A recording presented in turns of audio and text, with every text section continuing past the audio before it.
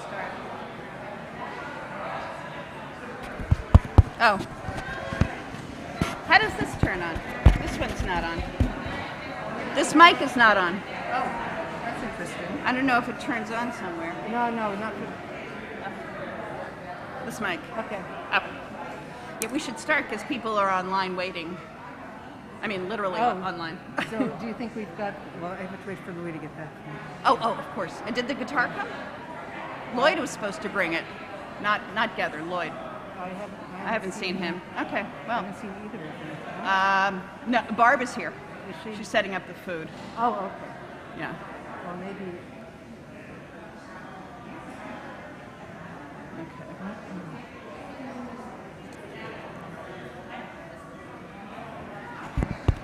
Oh, I think it's okay.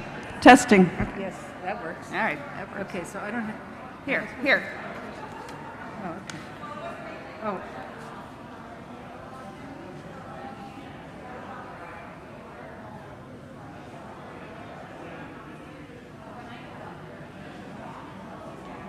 Okay, there they go. God, Wait for Louis to get back. Yeah.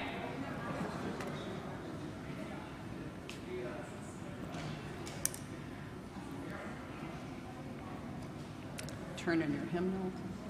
Yes. So watch out. Sam knows that he's up after... He's right there. Where? Oh, yeah. Where's Louis? Oh.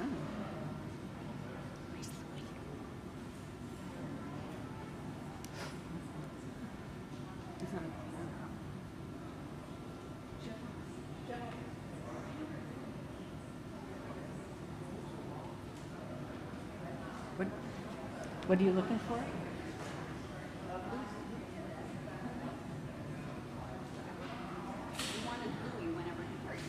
Okay.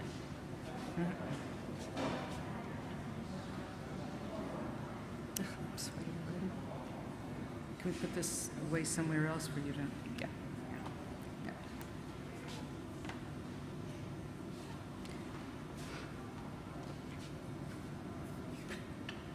Okay. Okay, take it away. Okay. We're starting. Oh, am I? Yeah. Good afternoon. We would like to welcome all of you, whether you're here at Cedar Lane or with us on live stream. For those of you who don't know us, we are Gladys' daughters. I'm Miriam and Judy. We're glad to bring together the many people who loved her, who couldn't be present when she died in December. We have asked several friends and family members to talk about Gladys, after which we will ask you all to join us in a rousing rendition of one of her favorite songs. We'll start with her grandson, Sam.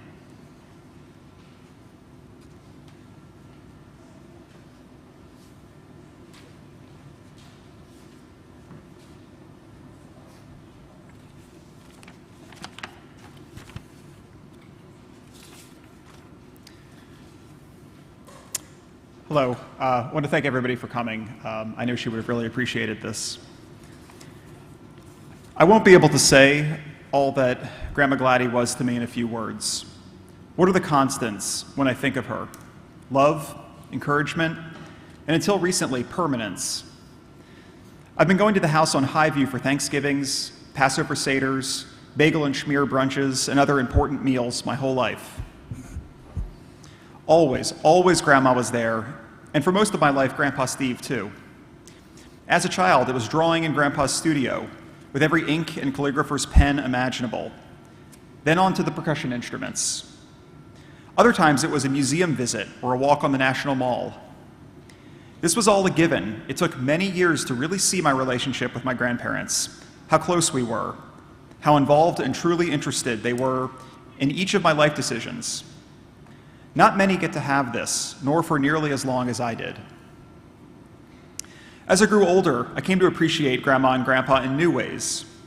Their part in a family history stretching back to the Pale of Settlement, the days in the Upper East Side and the Rockaways. They came to represent living history to me. After moving to New York City after college, I sought out the apartment buildings and homes Gladys and her sister Janet, along with many, many aunts, had lived in, some of which had since been demolished.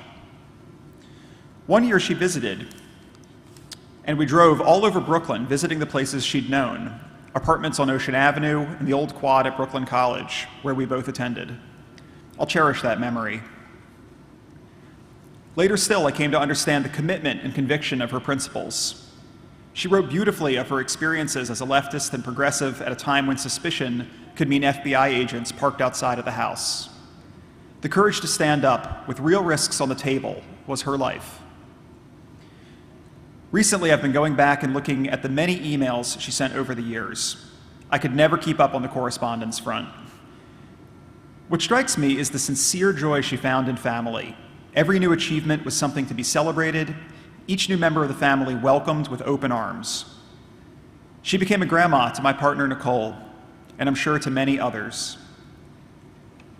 I've yet to mention her fierce intelligence, impressive career in service of others, a Jewish faith centered in empathy and activism, a 50-plus year marriage, her worldly perspective, and of course the love of the Sedgwick Songbook. Too much to say right now, so I'll leave it to say, I love you, Grandma.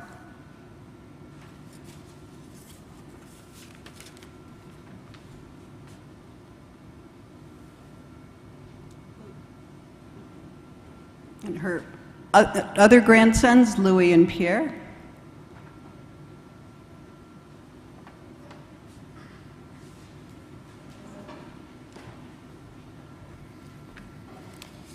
So, my name is Louis, this is Pierre, my brother. We're Judy's sons and Gladys' grandsons. We were lucky enough to have a very special relationship to our grandma, even though we lived in France. We flew here twice a year as children from a very young age. Thanks to that, we got really close to our cousins, to the point that we're closer to them than we are to our cousins in Europe. Created a very special bond, and we're also very like-minded also, thanks to having grown up with Gladys, I think. She showed a lot of interest in our life. Every time she called, she had very specific questions about our jobs, about, girlfriends, hobbies, whatever, and always supported us a lot and said how proud she was, which was, very nice. Sorry. A few life lessons that I've learned from Grandma. Every time she would give us a little bit of money, she said there was part to save and part to spend. And also, she taught us how to play dreidels for Hanukkah, and I thought that was her way of teaching us how to gamble responsibly. We had our differences. Grandma loved celery. I hated celery. I love cumin. She hates cumin. She hated cumin. But I think we're all, very grateful for everything she's taught us, and the adults we are now, we owe a lot to her for that.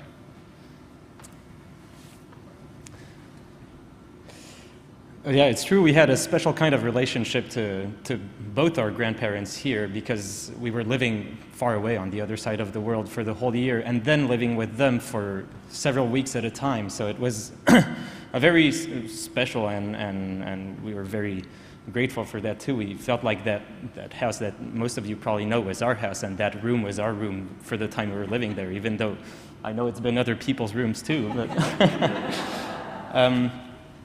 some memories, I remember sitting on the couch in the living room having discussions with our grandparents, which when we're kids or teenagers is not something we usually tend to do, just sitting down to have a serious discussion. Usually thanks to my mom telling us that we had to take advantage of the time we had there, so we should come out to the living room rather than stay playing in our rooms. But it was very good that she did, because those discussions were always very interesting to us, and it was always, our grandma was very good at bringing us to talk about very, I'd say, intellectual things, and she, as Louis said, she contributed a lot, along with our grandpa too, to building the adults we are today.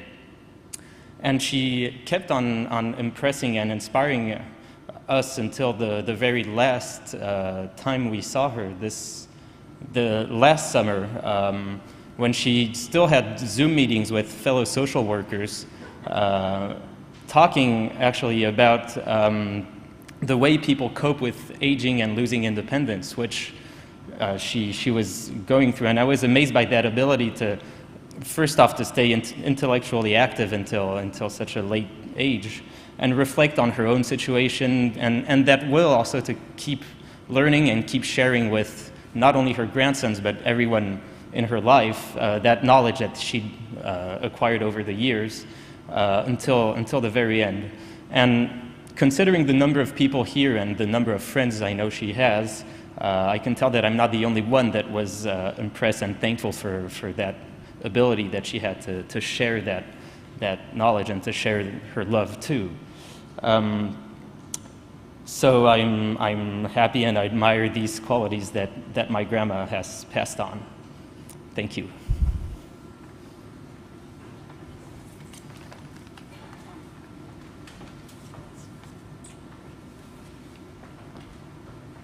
And now, Wanda, a social work colleague and particularly very close friend of Gladys.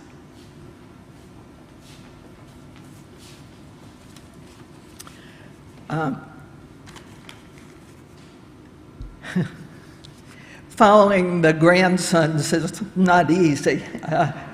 Knowing, I think you all know how important family was for Gladys. But I want to talk a little bit about her social work. And I know there are other social workers in the room who have known her. Carolyn just told me, I've known her for 54 years. I only knew her a third of her career. But the remarkable thing is that she was a social worker for 75 years. Now, I think she was a social worker for 98 because I think she was born a social worker just by the way she was in high school, being an activist in Pittsburgh, where she worked with veterans and community organizations and agencies in DC, as well as in Montgomery County. The Hebrew Home here, I know, did an incredible Zoom meeting about Gladys' legacy in January for about an hour and a half.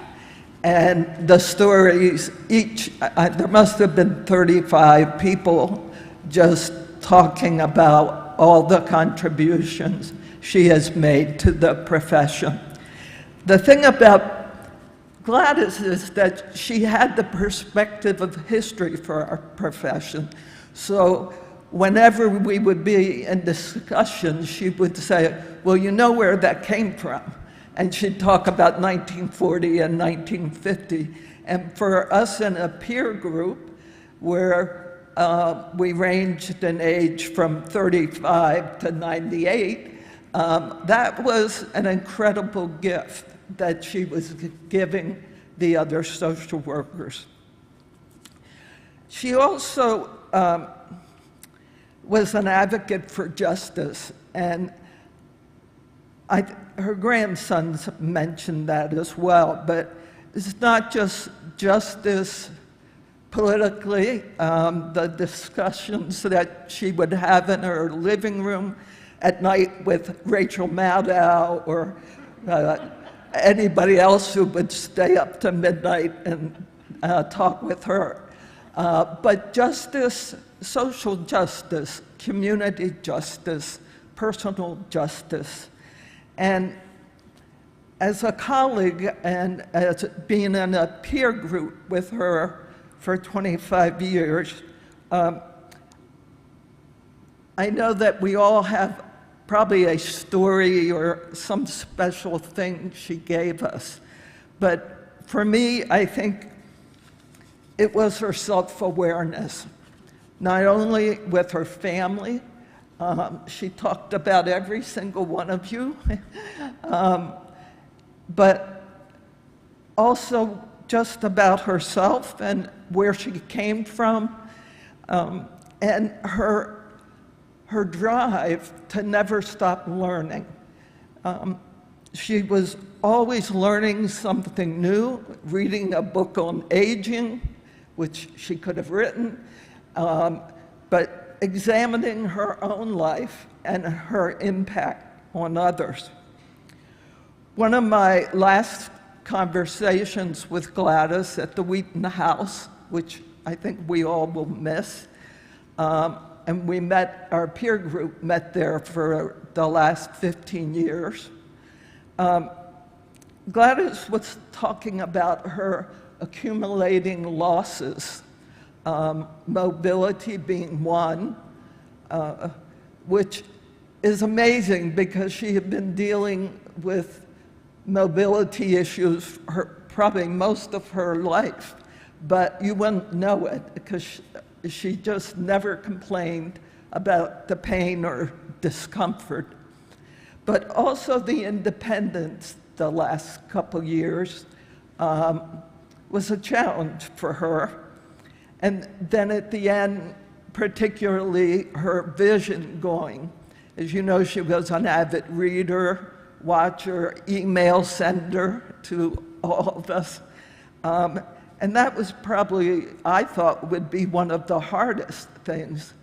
But she said to me, you know, Wanda, the key to getting old is flexibility. And you just have to keep adjusting and being flexible about what's coming your way. And that was just one of many examples of her wisdom. Now, she was flexible about some things and not others, and in fact, stubborn about traditions and how things got stacked in the dishwasher, or where the best route was to Balducci and back. And so, but in the important things, she was open to always learning something and to thinking wider than maybe she had thought about things before. The thing that struck me, and I know Mare dealt with this these last 6 months of her life, was she decided that maybe she needed a new computer. Now, at 98, I thought, okay, but she just didn't want another Microsoft desktop computer. She wanted an Apple laptop. Now, at 68, I switched, and it was hard, but she was determined that that would make it easier maybe to read or in her visibility, and she stuck with it. I mean, she would be frustrated, but till the end, until December. Wanda, how do you do this? Or Mary, can you change this? Between her iPad and her laptop, she stayed in touch not only with the world, but her family and all of us. I think the one thing I want to say about our peer group, about her self-awareness, she would talk about wanting to understand the new things around gender and sexual identity. And that, to me, was amazing. At 98, she wanted to know what cisgender, and I mean, I'm not sure I would care at 98, but Gladys was a white, Jewish, cisgender, heterosexual daughter, sister, wife, middle-class New Yorker, mother, grandmother, great-grandmother, and a superb and wise social worker. And all of this is what she gave to us. I'm so grateful she came into my life via the death of another dear friend in the early 90s, someone she was supervising. It was a gift, and she invited my wife and I to be members of her family. And that was a gift that keeps on giving. I have 2 new sisters. I was an only girl in the family of boys, so that was a big gift. But I'm going to miss her profoundly. I miss her wisdom of always telling me I was okay, and her love that she showed me every time I saw her. Thank you.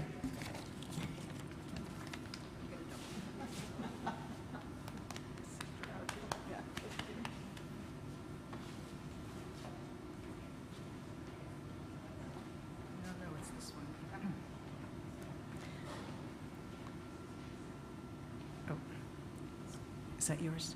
Okay. We're going to show you some photos that taken over the course of Gladys's life. If I can get this to work. Uh-oh. Michael, uh-oh. Michael? Michael? I need your PIN code. There he is. We seem to have logged off of something here. Everybody close your ears. It's 9601. Hold on.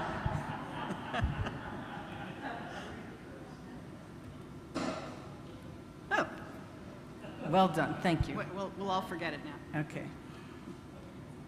Okay, let me see if I can, I think this is gonna work. Oh, no. How about here? Okay. No, No, not that one. Oh, here we are. you want over there, yeah. There we go. We can't actually see. Oh, no, we will see it. Oh. Here we go. Okay. Can you see a photo on the screen there? Now. Oh. Here comes Michael. Oh, it timed out. Oh. Okay.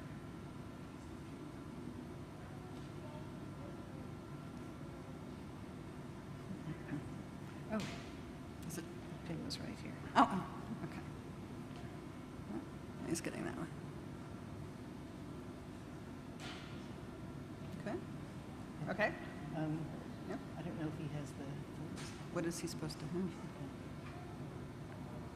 It's okay? Okay. Let's go. Okay. Okay. Whoops. Oh, just be careful not to touch Okay. this. We have made a selection of photos that illustrate different parts of Gladys's life. This is a small selection because we had nearly a century's worth of photos to choose from. So we'll start with a toast to her 98th birthday, a year and a half ago. That's Lillet in her glass, her favorite apéritif, which she shared with many of you. Okay. Oh, Gladys's parents, Arnold and Till, are here. The family had a strong attraction to water, as you will see later. oh, Yep. Nope. uh-oh. Sorry. Here you go. So do Oh, like that one. Yeah. Okay. Okay. This is the only photo of Gladys with her sister Janet and her parents. It was taken in 1923 on Janet's 5th birthday, July 4th, hence the flag. Her father died the following year when Gladys was a year and a half old. This is a page from the 1930 census showing that Gladys and her mother and sister were living with at her Aunt Han's house in Rockaway. They moved in with Aunt Han after Arnold died.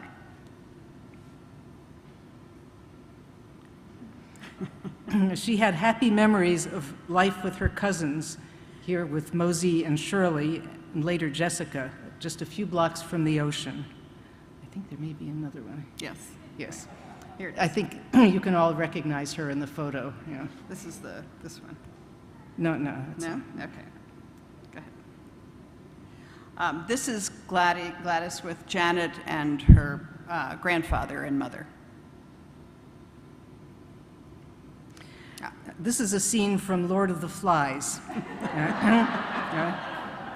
In fact, a scene from one of many summers spent on Bell's farm in Matamoros in the Catskills, with cousins and kids from the farm. Again, you can see Gladys as the leader of the pack. Yes, the curly hair. Yeah. Many future summers were spent at nearby Sedgwick camps. This became a family affair as several members had key jobs there. Along with singing and swimming, nature outings were some of her favorite activities. We assume she caught some insect with that net. Yeah. Okay. Gladys was bat mitzvah at Sedgwick in a scene similar to this one. We discovered only in the last few years that she was one of the first girls in the United States to be bat mitzvah. And camp is where she met our father, Steve. So we returned there a few years ago. It's no longer a camp, but the bridge was there. Yeah. Mom going to the water. This is a sketch by our father after their first summer. He was smitten. And so was she. I'm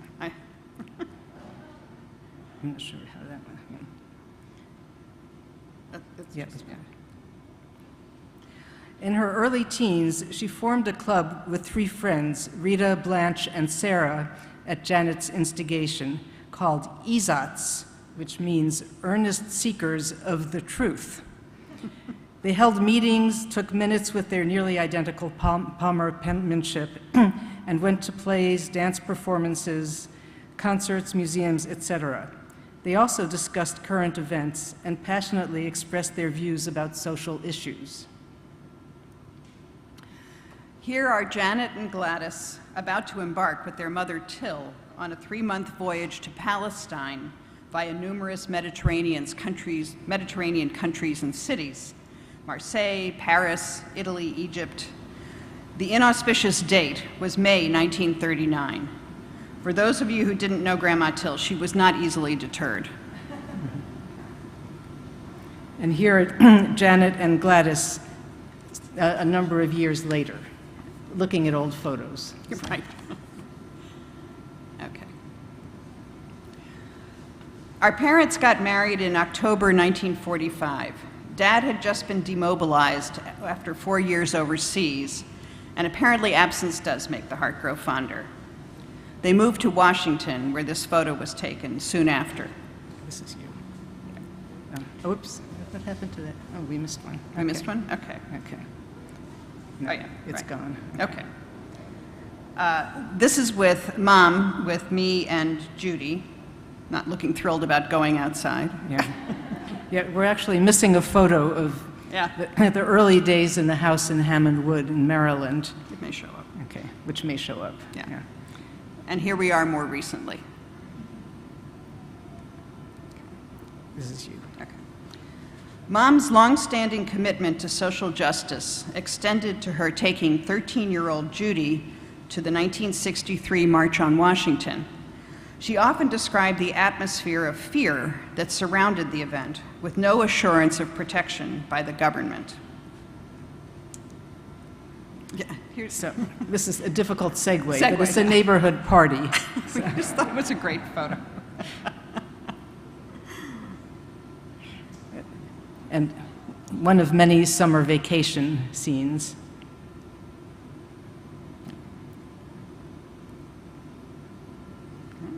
Actually, that's Yeah. And of course, never far from the water. that's baby Louie. No, that's baby Sam. Oh, excuse me, that's my own child. Yes. It's baby Sam. They look very much alike. Sorry, Sam. Yeah. Yeah. Again on the water. Yep. Ah, And with the ever-expanding family. She was delighted to welcome the second-generation spouses into the family, Nicole and Brian, and more recently Elvire, whom she was only able to meet on FaceTime. here she is headed down to the lake on the most precarious stairs you can imagine. and a well-deserved rest after the effort. Yeah.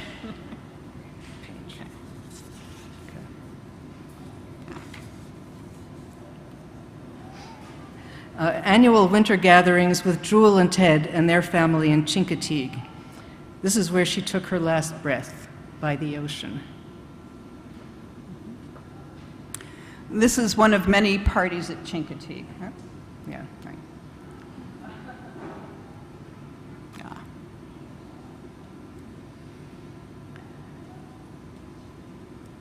More Chincoteague. More water.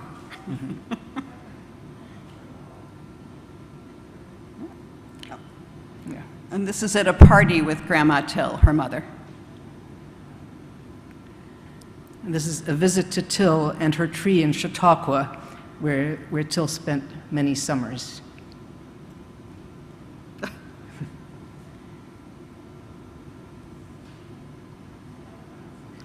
This is at the house, which Mom loved to the very end, and particularly the view, which many of you will recognize. One of the downsides of having big old trees is right here, which she was always replanting with the help of Richard Murray, who took care of the trees and the rest of the yard. They had a long line of house cats from Bootsy, who arrived just after me, to Kitty. Mom and Dad loved to travel with us or with the Bernsteins to France and particularly to Italy. This is with our aunts Jewel and Bobby at Passover. And talking to her niece Alicia before Seder. And Seder presided by her grandchildren, Julia and Sam. Mom always loved a clean house, and which she was able to maintain thanks to Tita, who was much more than a housekeeper. She was a dear friend. And on the subject of dear friends, Wanda and Bonnie, with whom she was particularly close. In addition to being her friends and ours, she gave them the title of in-town daughters. So in 1982, my son Sam was born, the first grandchild, and he was followed a few years later by his sister Julia.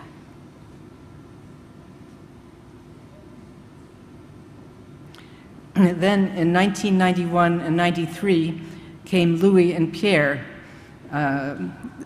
Jerome and my sons. You'll encounter older versions of all four of them today. That's Pierre. That's Pierre.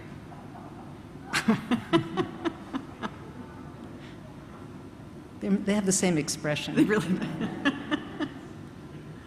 Aw. Ah, okay. You do this one. Where are we? Here. Okay. The Chincoteague holiday was a good time for Mom to teach Jerome, at his request, the art of making pot roast.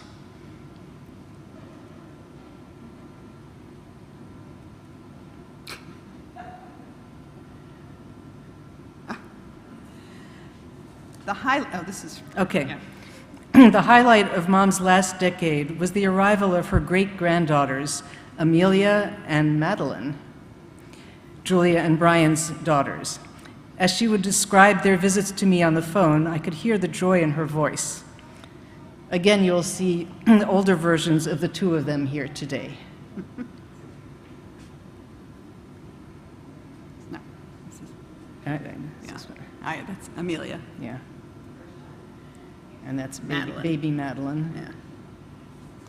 Here's Mom seeing the younger generations off to the Women's March after what's-his-name's election. Unfortunately, some subjects don't grow old.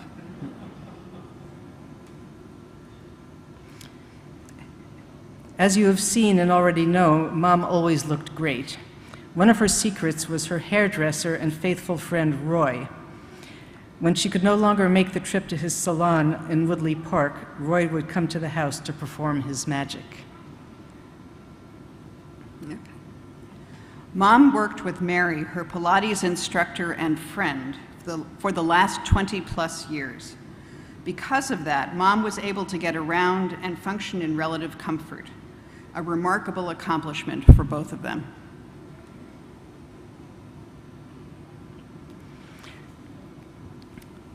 COVID arrived in the last 2 years of Gladys's life. She would have none of it.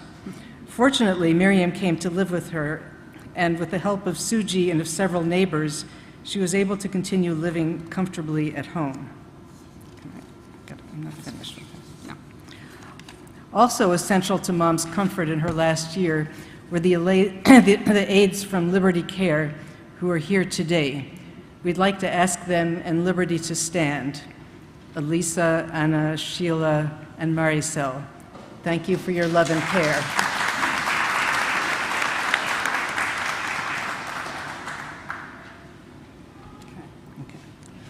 For Mother's Day last year, Chris, a close neighbor, brought over a beautiful bouquet for Mom composed of flowers from many neighbors' gardens that they contributed.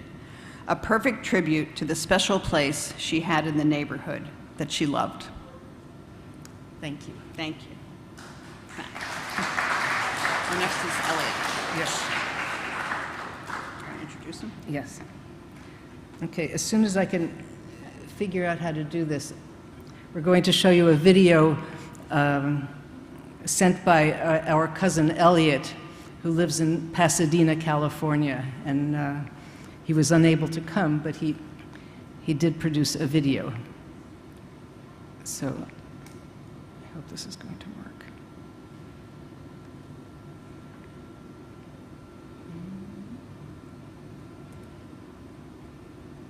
For those of you who don't know me, I'm Elliot Singer, Gladys' nephew and son of her only sister, Janet Singer.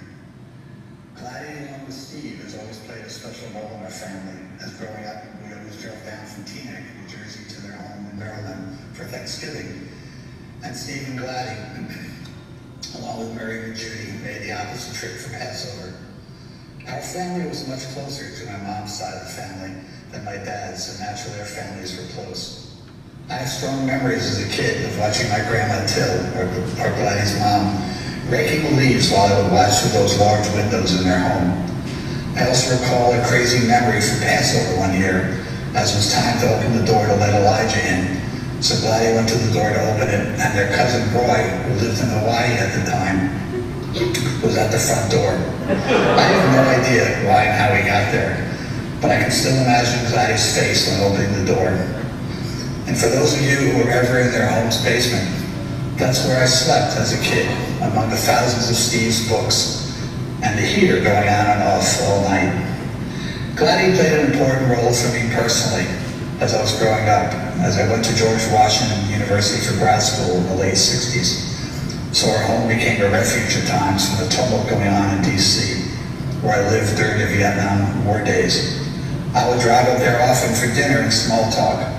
I learned a lot of stories about my mom and Gladys and how they grew up after her father died when she was very, very young. I recall Gladys telling me stories about the trip that she and my mom and my grandma took to Palestine in 1939. Imagine doing that in those years, right before World War II broke out. Sadly, a few days before they returned home, their camera was stolen, so many of their videos and pictures are gone. But I wanted to show you a picture of them preparing to take off for their 1939 trip. I've been living in California with my family for over 40 years, but I usually came to DC at least once a year for business, and I always made sure to leave time to come up to see Gladys, no matter how short my trip was.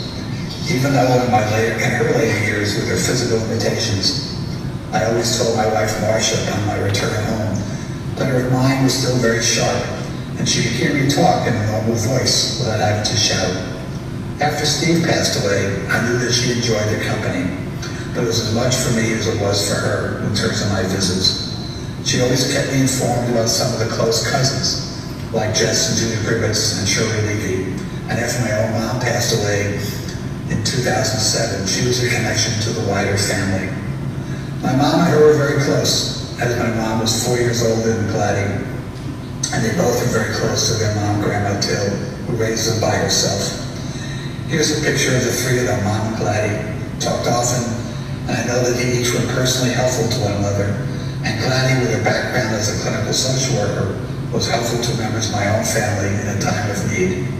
Despite her physical impediments, she was always there for us, and at a personal level, she was the one who convinced me a few years ago to do Pilates, as she swore that it kept her upright.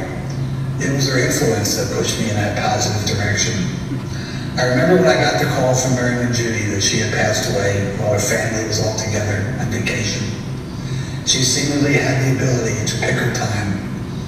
Gladys was a wonderful woman, mom, and wife, and I'll miss having my occasional visits and phone calls with her.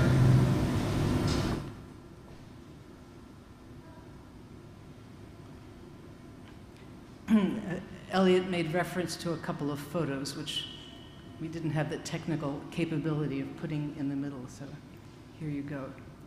This is a photo. You saw one of just Gladys and her sister Janet, and this is one with the three of them with her mother, about to board the boat to go to Palestine. And this is one, Janet and Gladys and their mother behind them, and Teaneck.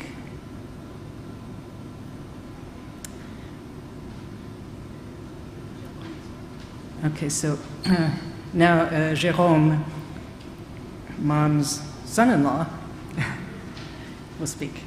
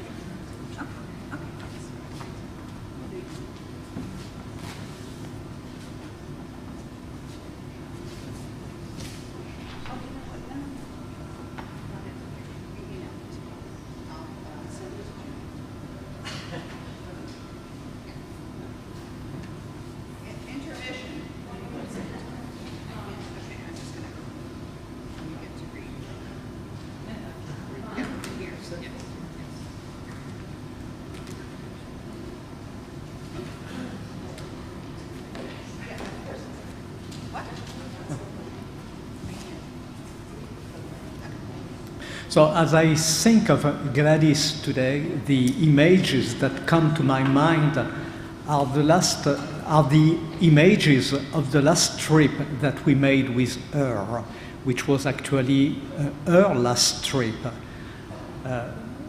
For years, we used to go to Chincoteague during the winter holidays, and you have seen a few photos about this.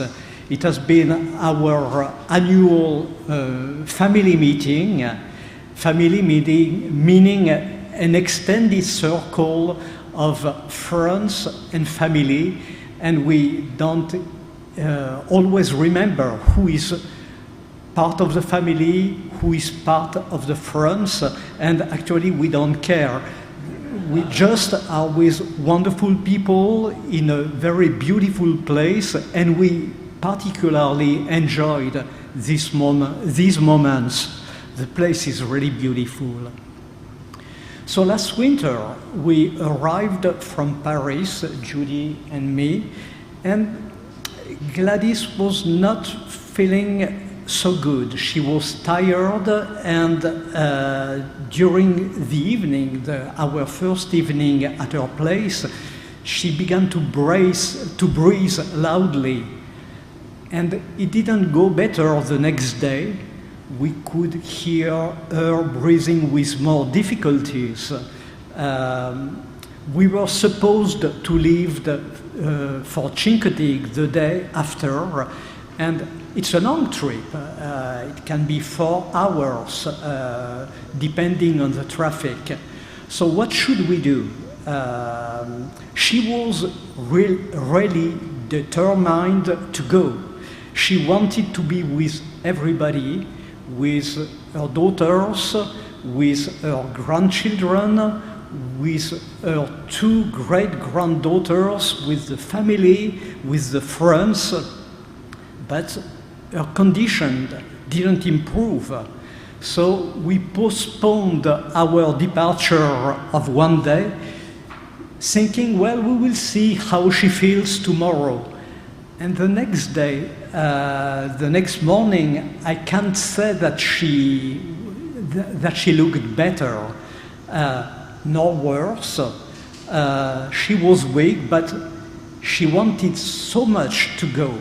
And you know, when Gladys wanted something, and in a way we knew that this was not reasonable, but at the same time she was so determined that, well, we lived.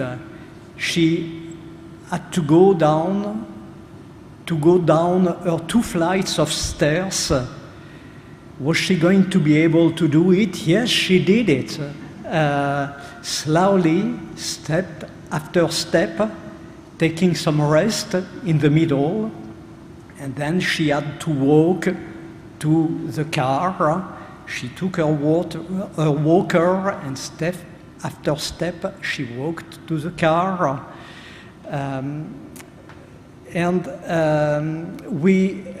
She took place on the back seat, and we had arranged some pillows and cushions so that she could lie down. And here we were, we hit the road with this old lady lying down on the back seat. We could hear her breathing. From time to time we asked, is it okay? And she waved, yes, it's okay, go on. That was in a way like a road movie, like a Midnight Cowboy, but with Gladys instead of the cowboy. And we finally arrived in Chincoteague. It was the end of the day. The light was gorgeous. The house where we stayed was beautiful. So there were still a few more steps to climb for her. She looked at the place. She found her armchair from where she could be with the family and see the shore through the windows, with everybody, daughters, grandchildren, and the 2 great-granddaughters playing around her. And the day after, she passed away. In a way, she chose her moment. And this is something that I really admire, this mix of strength and of determination. And through the photos that you have seen, you have probably understood that she came from a family, from a lineage of women of strong will. And at the same time, she was so sweet. She cared for the other. She was frail. That was Gladys until the last moment, until this last trip, being so weak and so strong at the same time, just holding on what she considered as essential. And doing so, she gave us a last lesson of life. Thank you, Gladys.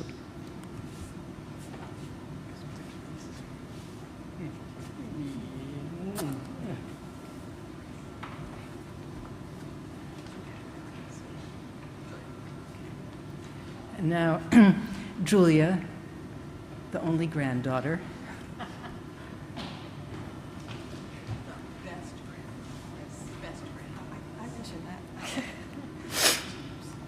Thank you all for joining us today. I thought about this a lot throughout my life because every time Mom would call during the day, I thought, you know, Grandma had died. This went on since I was in college. I said, stop calling me during the day. I think Grandma died. And to this day, she still texts me and says, everything's okay, I got a question.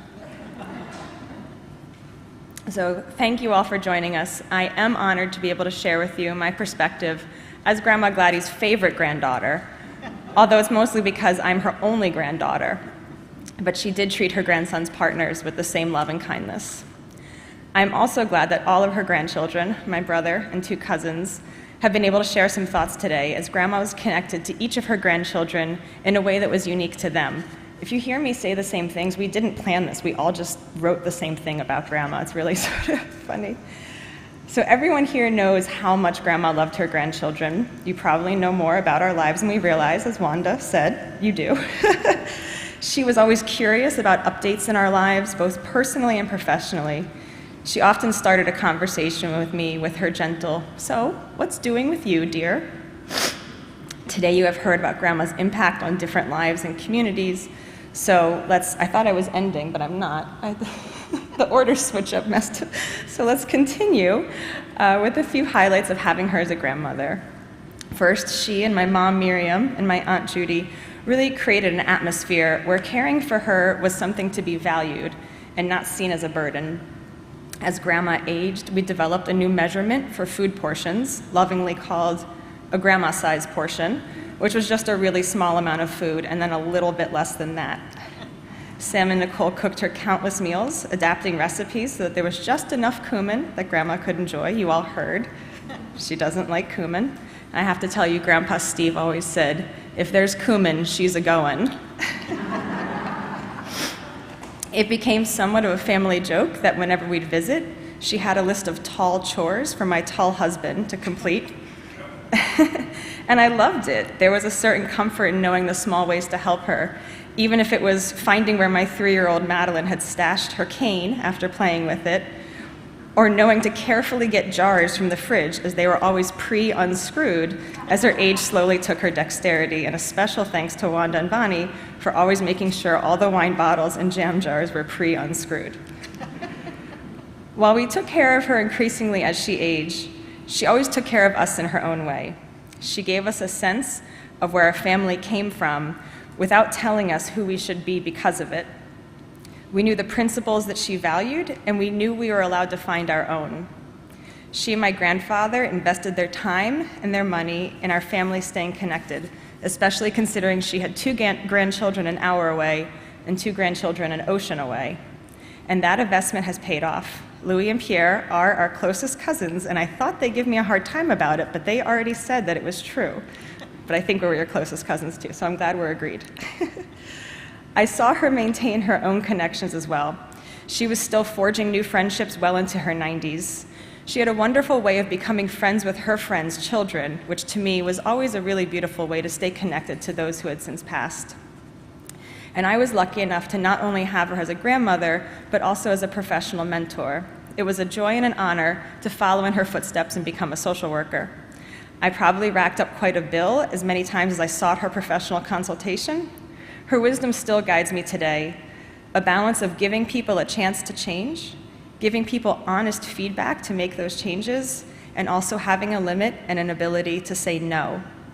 It always tickled me that in various social work circles, such as the University of Maryland School of Social Work, I found myself name-dropping my grandmother, and people knew her. From Grandma, I learned many lessons. I learned that you can have strong convictions and you can still be flexible. I learned that compromising doesn't mean giving in, and even when it does, sometimes that's okay. One of the funnier ways she encouraged this was when I wanted crab dip at my wedding, which would have been very offensive to my future in-laws who keep kosher. I was kvetching about it one day, and she said in her matter-of-fact tone, "Don't antagonize your mother-in-law unnecessarily." And she was right. My mother-in-law is here today, so I think I did well putting that lesson into practice. Another lesson I learned is how to always offer appreciation. At her burial in December, my husband shared an email she wrote, one of many, which I think Sam referenced. I think Louis and Pierre did too. She would always send an email after every visit. She would acknowledge each person and their contribution, whether it was bringing a delicious meal, usually Sam and Nicole, or leaving the kitchen cleaner than when we arrived, usually my husband, or bringing lots of joy and noise, usually my children. You rarely left an occasion with her without feeling uniquely appreciated. I want to end with one of my greatest joys. I practice this and I cry every time. Seeing her play with our great-granddaughters. Despite being 93, when Amelia was born, she was as engaged a great-grandmother as I have ever seen. She would clap along to their living room performances. She let them play with all sorts of delicate objects that my mom will note none of us were ever allowed to touch. The old drums and maracas got new life every time they visited. She even got the piano tuned after many years, so then when they would play on it, it was in key. They developed a beautiful bond with her, and they still talk of her often. They were so excited when her dining room table arrived at our house recently. Madeline said, "Will Grandma Gladys' table stay with us forever?" And just last week, the girls found a long stick that looked like a cane and proceeded to play Grandma Gladys as they hobbled around the yard. So even though Grandma Gladys is no longer with us in person, her memory and her spirit will live on for a long time. Thank you.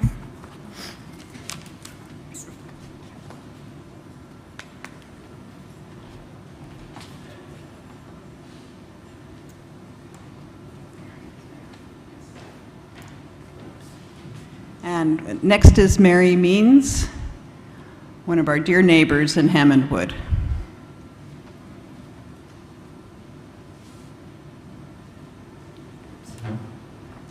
And I should add, a supplier of outstanding food, which her wife would make and freeze in a special Gladys section in her freezer and then bring over. It was wonderful. My wife is Jamaican American, and she would have to really dial the spices back for Gladys, but she did it with love. All of us love Gladys. Gladys was the beloved elder of Hammond Wood, our neighborhood. She and Steve had been attracted there in 1951, first settlers, by Charles Goodman's modern architecture and its wooded setting, as were most of Hammond Wood's young pioneers. As such, she was also our resident historian. She was the keeper of an impressive scrapbook of photographs of the houses as the trees got bigger and the houses got smaller in relation to the trees. She took lots of pictures of gatherings. There were tons of pictures of kids playing in snow. I think those was the days when we didn't waste film on things other than an amazing snowstorm. And decades of neighbors as we came and went. When my wife and I moved to Hammond Wood, we quickly found we'd not only gotten a beautiful house, it came with a great neighborhood. And at its core was Gladys. We were diagonally across the street from her for our 12 years there, 13 years. Like all newcomers, we benefited from her generosity and her wisdom and kindness. She welcomed new residents to tea, interested in our lives and sharing hers. She was so pleased by the generational changes as established families moved on to be replaced by new families with young children. Before COVID caused a timeout, the whole neighborhood gathered twice a year for potluck suppers outdoors, conversation and s'mores around a fire pit. Gladys seldom missed one. She loved parties. Several of us threw a Cuba-themed party soon after returning from the Havana Jazz Festival. Gladys had a blast, surprised to find it was really a birthday party for her. She danced the night away.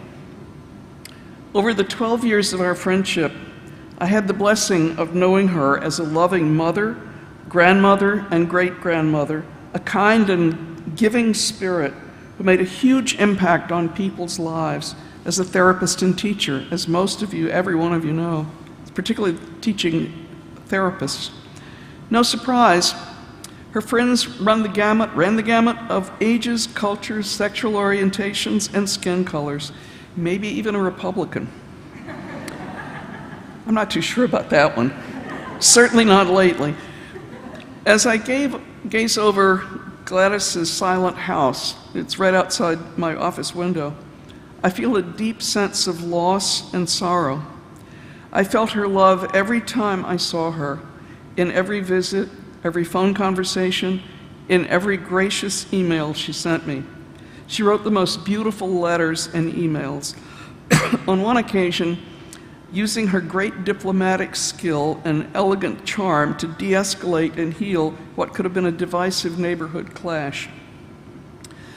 She could be critical of politicians who placed power over doing the right thing, of someone causing an injustice, but she never tore anyone down. Kindness and grace were ever present. Her laugh was a gift, as was her intense listening. Now, knowing well that a person can be seen quite differently by those outside the family, my friends loved my mother's wit and charm, but little did they know. I looked carefully as I observed Gladys and her daughters and family. I looked carefully for cracks in the dynamics of the family. There were none, so far as I could tell. The love she exuded was returned by her two daughters, her grandchildren, and their children. All adored her. Gladys was the last remaining original settler in Hammond Wood. She lived across the street from us. She was far more than a neighbor to me.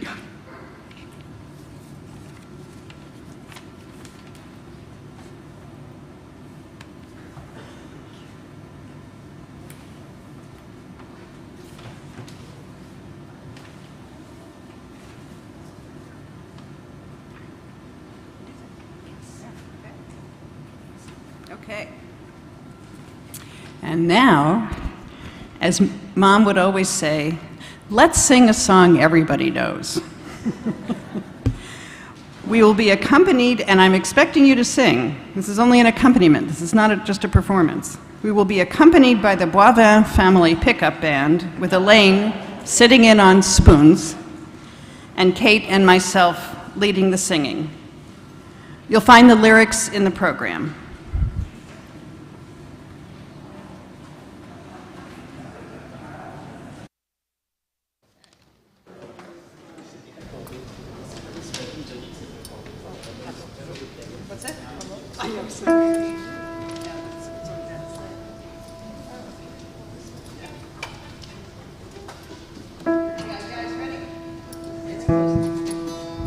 Testing? Are we on? We are. Oh, go. Yep, spoons are there. All right, everyone's good. We're good. Okay. Ready? Okay. Count.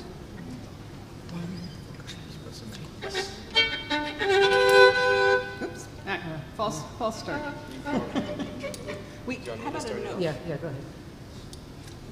A note. This land is your land, this land is my land, from California to New York Island, from redwood forest to Gulf Stream waters. This land was made for you and me. As I went walking that ribbon of highway, I saw a glory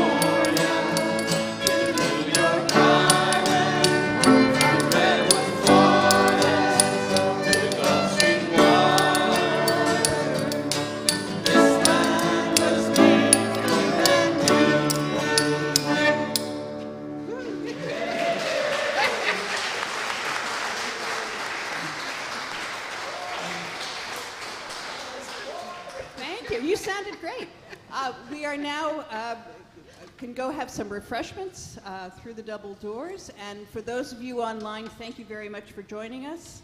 And everybody can watch this on the archive as soon as we leave. Thanks very much. All right, then. No encore, no.